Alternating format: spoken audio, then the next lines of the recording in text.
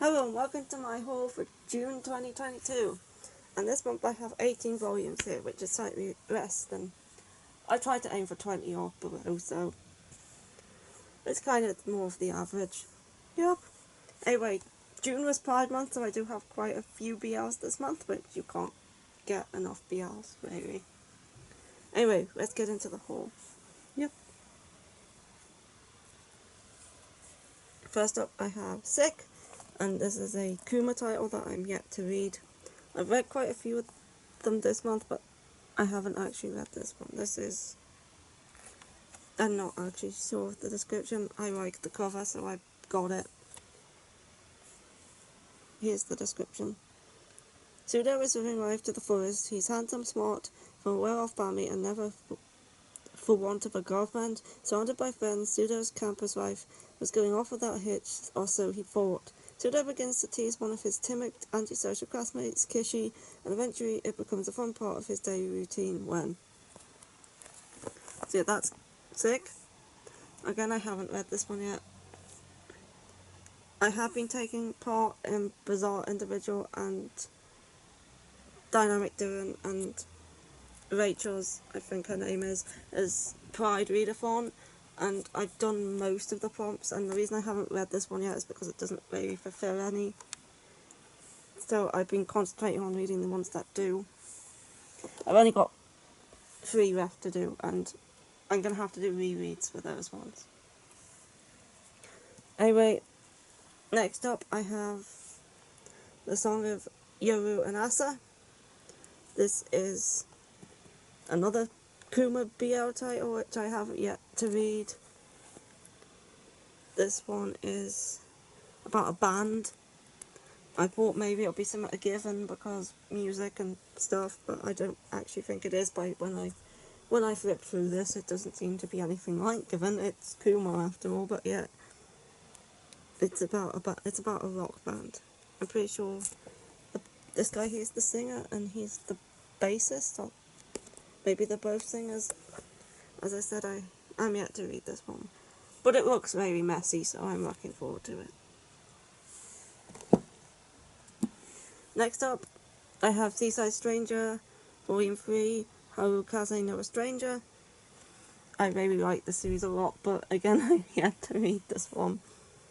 I've read every other BL in this pile. But yeah, I'll probably read this one soon because I do really like this series, but as I say, I'm going to concentrate on doing those couple of rereads that I still need to do to get my last 2 prompts. So yeah, Seaside Stranger is about Shun and Miho, was his name Miho? And Shun walks out of his wedding and like comes out to his parents, and they kind of kick him out, and he leaves and goes to live on this island with his aunt and his cousin. And while there, he meets Miho, who's just lost his mother, and he's like goes up to him and like talks to him, and Miho has to leave to go to a orphanage on the mainland, but once he becomes of age, he does actually come back to the island and re-meets up with Shun, who's for some reason no longer interested in pursuing a relationship with him anymore. But this one was very good. The film is too. I do also recommend the film. I couldn't open up those first 2 for obvious reasons. Anyway, next up I have Fight in His Fingertips, Volume 3. I'm also yet to read this one, but I also can't open this one. This is a josei smut series about this woman and this fireman Soma who basically have sex. That's the plot. There really isn't much of one. It's good. Next up I have The Ancient Mega Spy vs. Boo, Volume 4. This is probably my least favourite out of the 2 spin-offs. I have more problems with remembering what happened in previous volumes when it comes to this one than I do Jack Flash. But I think this is actually the start of a new arc, so I might have an easier time getting into this volume, not having to completely remember what happened last time. So yeah, again, I haven't read it, but this is a spin-off of the Ancient Mega Spy that takes place in France. It's kind of like a reverse Ancient Mega Spy. We have this non-human, she's kind of like a dragon woman here, and this human boy called Al, who has power over paint.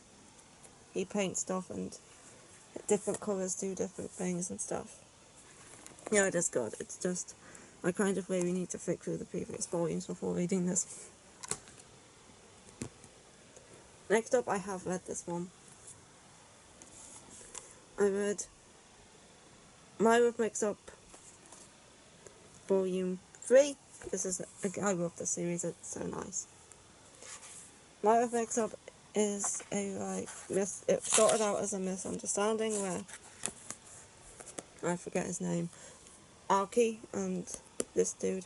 Anyway, Aoki has a crush on this girl here, and this girl, like, as Aoki borrow her rubber when he loses his, but her rubber has his name written on it, so he thinks that she likes him, but then he sees him with the rubber and thinks that he likes him, so there's like this big misunderstanding goes on, but then he actually starts to like him, and yeah, it's good. I enjoy this one. And next up I have a new Tokyo Pop, and that is Tomorrow Make Me Yours, and this one was very sweet. It's about these two high schoolers. We have Yuki and the other dude, Haruto, and Yuki is kind of like shy, and he has to switch classes every 6 months, I think it is, and he switches classes into a class that Haruto is in, and Haruto starts spending a lot of time with him, and Yuki's wondering why that is, and it is a very sweet one, this one. Tokyo Pop tends to do a good BL. And then I have I Can't Reach You, Volume 4. This is Volume 4 of I Can't Reach You. It's a very more of a slower burn BL, like it's another sweet one where we have Yamato and Kakeru have childhood friends, and Kakeru's starting to suspect that Yamato might have feelings for him, and he kind of doesn't know what to think of it and stuff, and this is another good one. We're starting to actually get somewhere with these two now, and I do enjoy it. And moving on to the next one, we have Yawn of the Dawn, 35. Of course, I don't think I have to explain what Yawn of the Dawn is now. I've been like calling this for 35 volumes. Yeah, Yawn of the Dawn is great. It's one of the best shoujo fantasies. It's one of the best fantasies in general. So yeah, of course I'm going to keep up with it. We have the 4 dragons on this cover, and Zeno's my favourite, and he's right at the front. Next up I have another favourite series of mine, which is Queen's Quality Volume 14. Again, I really enjoy Queen's Quality, and I'm going to be keeping up to date with it. It's such a good, like, action, like, just a bit of mystery going on, and, like, romance series. I highly recommend this one. It's another one I've been collecting since Volume 1 and will always keep up to date with.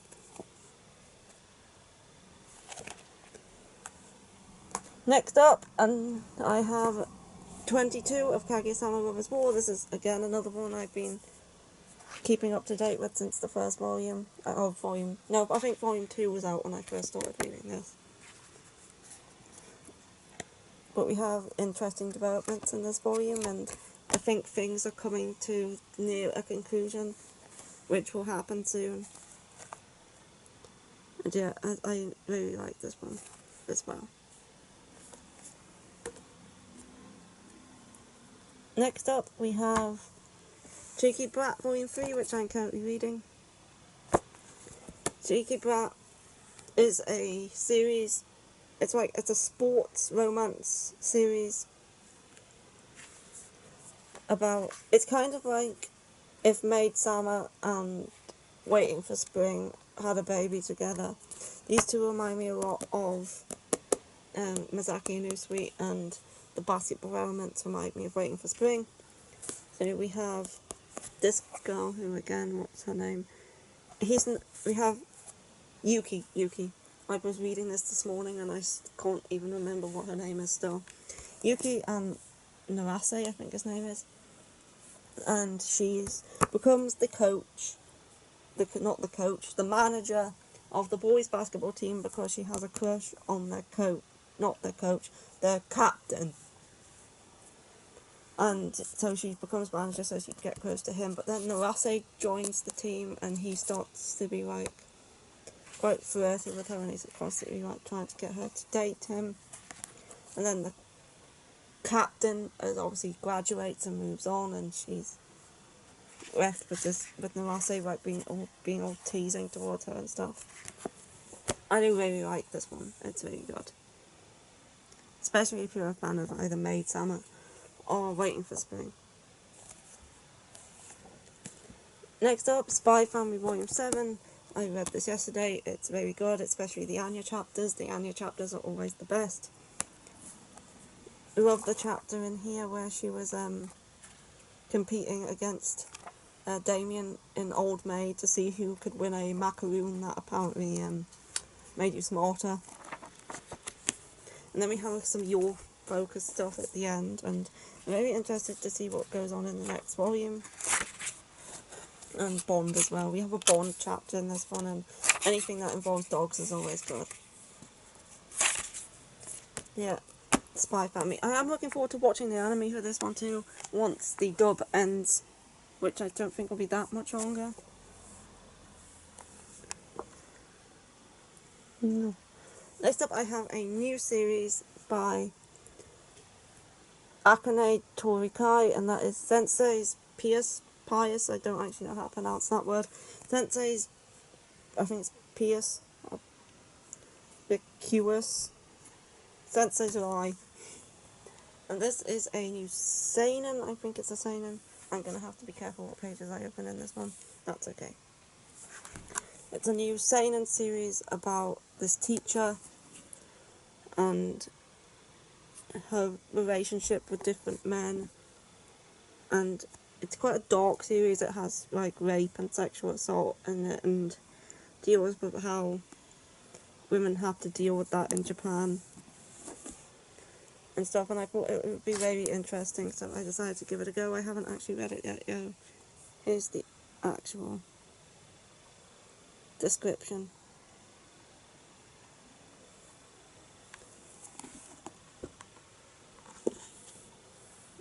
Okay, there's a Botox going on there, so I can't show that page. But yeah, I like very dark series, and this one sounded like it would be very dark, so I decided to give it a go. But a lot of trigger warnings, obviously, for that one.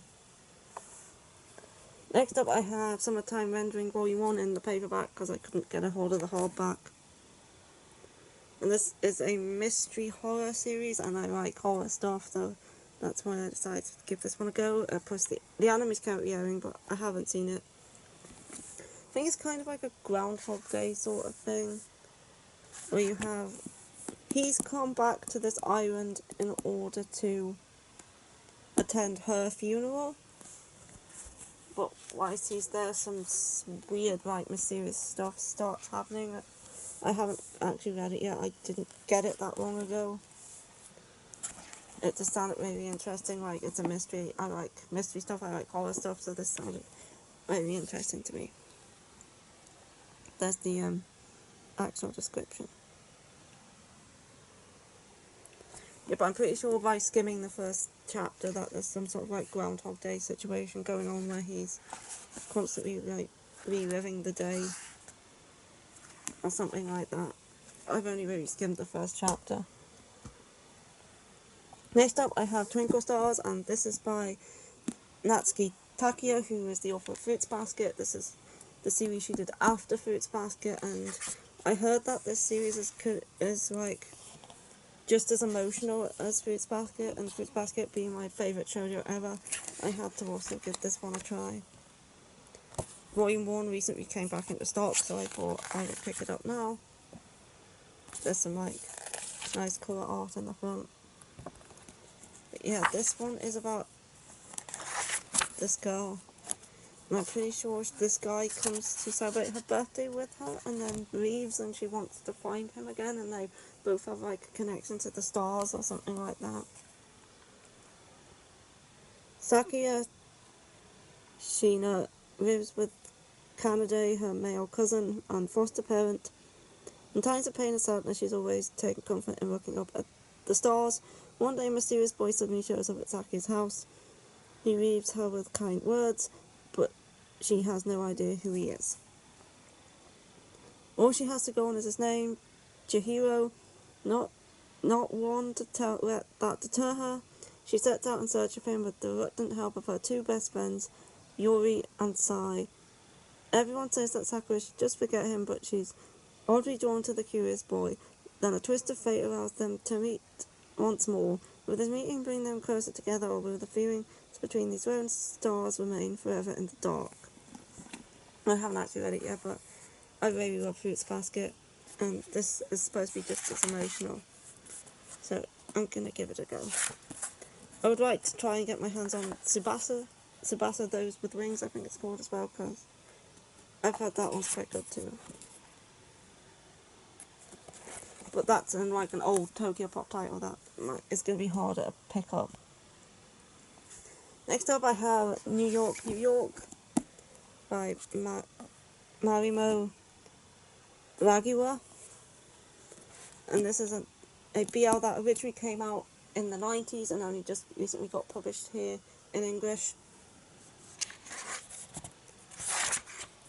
It's about a policeman called Kane and Mel who meets at a bar. I have read this one. I didn't read it that long ago, and I absolutely love the art style of this one. I think it's so nice. I didn't realise that this was by the same author who did the Vampire and His Pleasant Companions, so I might have to give that one a go as well. I'm pretty sure the author also did those Snow White Notes as well, which is a shonen series. But yeah, I really enjoyed this one. We have Kane and we have Mel. And Kane is still closeted because this is New York in the 90s. And he's only really out to one colleague who is also gay, and he found out by accident by meeting each other in like a gay bar. And he meets up with Mel, and Mel's the first person he's felt like he really wants to be in a relationship with, because he's only really had one night stands before now. So he kind of starts to pursue Mel, and then Kane really pissed me off a few times during this volume. Like near the start, and then again about halfway through, which was even worse considering he's made all these promises to Mel, and then he goes and does what he does, and it really pissed me off, but he got a bit better by the end. So yeah, I really like this one. And I'm looking forward to volumes 3 and 4, which will be the final ones. Yeah, this one was good.